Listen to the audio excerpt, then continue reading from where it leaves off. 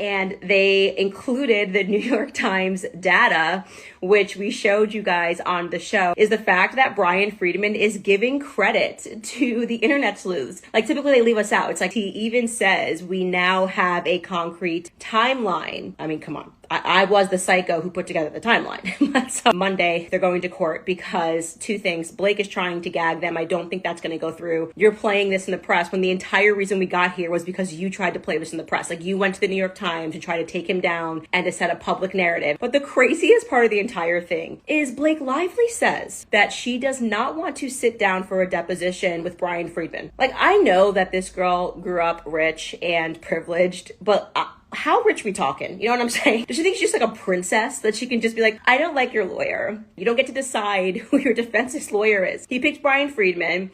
You don't like him because he played your game better than you. Like, everyone sees right through you and Ryan. Like, oh, we weren't trying to play the public, but we put it in every Deadpool scene and we mocked this man. I'm so happy for Justin Baldoni. Monday, they will be going to court and I will be monitoring that. And yeah, this is her perfect karma. Played it in the public and now the public is playing. The secret demand letter landed on the desk like a live grenade. Ryan Reynolds reportedly drafted the statement himself, aggressively demanding that director Justin Baldoni sign off and take full public blame for the movie disaster. Blake Lively thought the paper trail would stay buried forever in private backrooms. Instead, Baldoni just dropped the unredacted documents right into a blistering amended court filing. The panic inside the Lively Reynolds camp was immediate and absolute. Their carefully engineered narrative completely collapsed in 5 seconds flat. The new court filing exposes a high-stakes campaign of intimidation designed to shield Blake Lively from mounting public outrage. For months, the public believed the friction on set was just standard creative tension between ambitious artists. But Baldoni's top-tier legal powerhouse, Brian Friedman, submitted concrete paperwork, proving an entirely different reality. The documents allege an aggressive, behind-the-scenes push to force Baldoni into signing an admission of total guilt for the promotional disaster. If he refused to sign, the legal threats would instantly escalate. The fallout began when public sentiment turned viciously against Lively during the summer press tour. Fans felt her promotional approach trivialized the dark, sensitive themes of the film by treating serious issues like lighthearted lifestyle branding. Rather than taking accountability for the tone-deaf marketing, her inner circle panicked over the sudden reputational damage. They frantically looked for an immediate scapegoat to deflect the online fury, and the director became their primary target. What happened next would push the conflict past the point of no return. That is when Ryan Reynolds allegedly stepped in to draft the explosive demand letter. The document read like a full-blown public confession, crafted to exonerate Lively by placing every ounce of negative publicity squarely on Baldoni's shoulders. The terms were completely non-negotiable. Publish the pre-written statement, apologize for the entire PR catastrophe, or face severe consequences. Reynolds wanted to kill the story instantly before his wife's brand suffered irreversible harm. But they fundamentally underestimated who they were dealing with. Baldoni flatly refused to put his signature on an apology for a crisis he did not create. Accepting full responsibility would have permanently destroyed his directorial credibility and exposed him to massive future legal liabilities. By refusing to sign the coerced statement, he drew a firm line in the sand against one of the most powerful couples in entertainment. That single act of defiance set off a private war of retaliatory threats, turning a toxic film set into an all-out legal battlefield.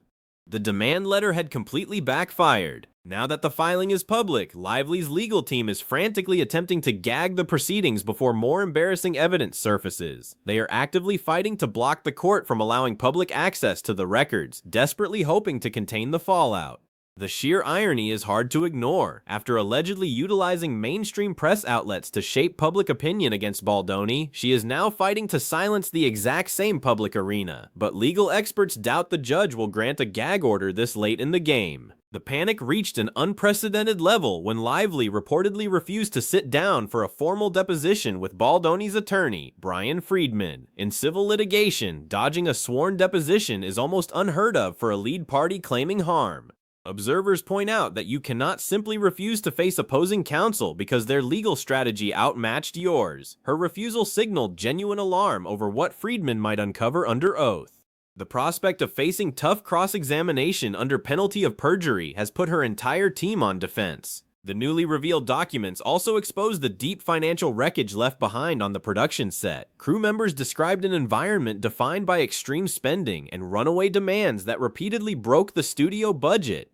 One internal memo detailed an astonishing wardrobe expenditure exceeding $500,000 for Lively alone, before the rest of the cast was even styled. The production budget was not bottomless, yet resources were constantly drained to accommodate her unchecked creative control. The studio was left scrambling. The astronomical wardrobe spending created massive friction with the crew, especially when fans brutally mocked the final on-screen outfits. Leaked paparazzi photos flooded social media with harsh memes comparing the expensive styling to outdated, chaotic fashion.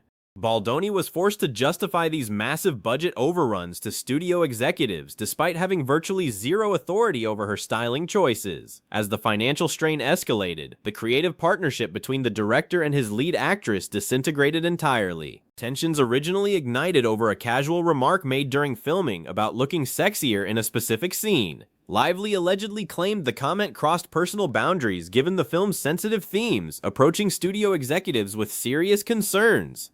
Baldoni was blindsided by the accusation, insisting it was a harmless directorial note taken entirely out of context. But the amended complaint reveals a glaring contradiction. Lively allegedly assured the director in private that she had no desire to escalate a formal complaint. That contradiction poisoned the working atmosphere and established an environment of intense distrust. Every script revision, costume fitting, and creative note suddenly felt weaponized by both sides.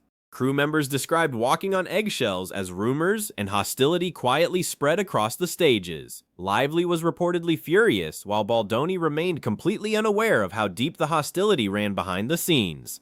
A minor on-set interaction had been transformed into an existential threat against the director's reputation. As public criticism escalated online, Lively and her team allegedly became convinced that an orchestrated smear campaign was targeting her.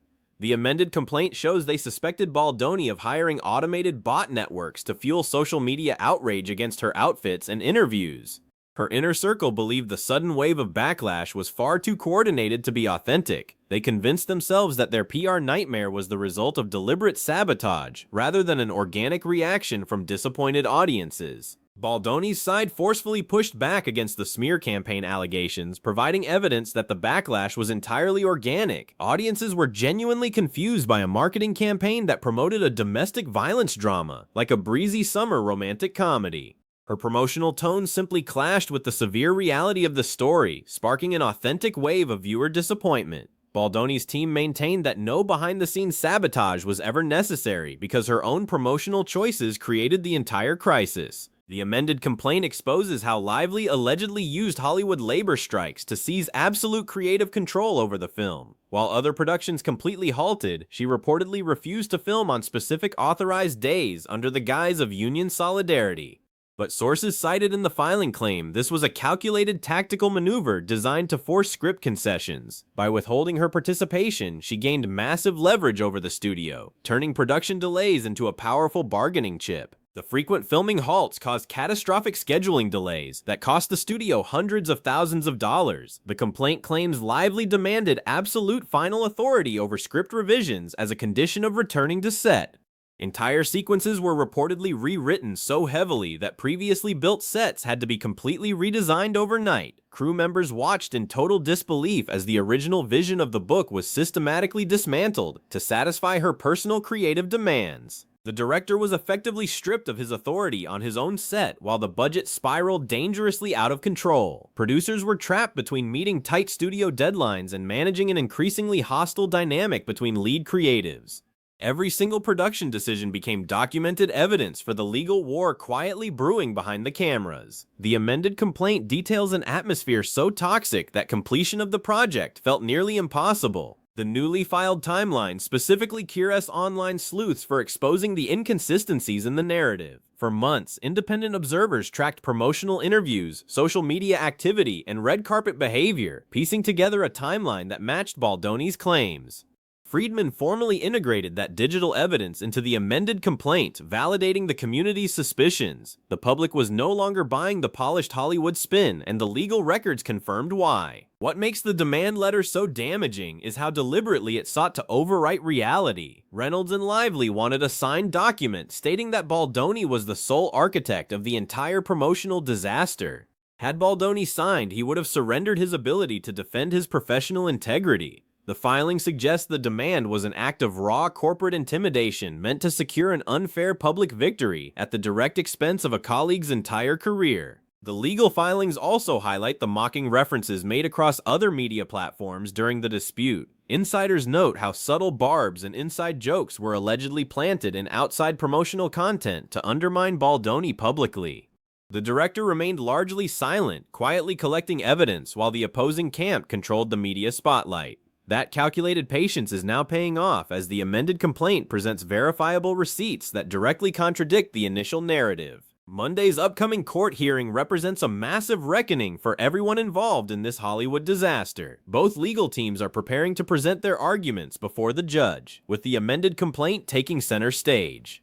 The hearing will address the demand letter, the requested gag order, and the contested deposition schedule. Industry insiders and legal experts are closely watching every move, anticipating that the judge's rulings could unlock even more explosive discovery materials. The panic within Lively's camp stems from the realization that the narrative is no longer under their control. When private demand letters, runaway wardrobe expenses, and deposition refusals are entered into the permanent public record, celebrity spin completely loses its power.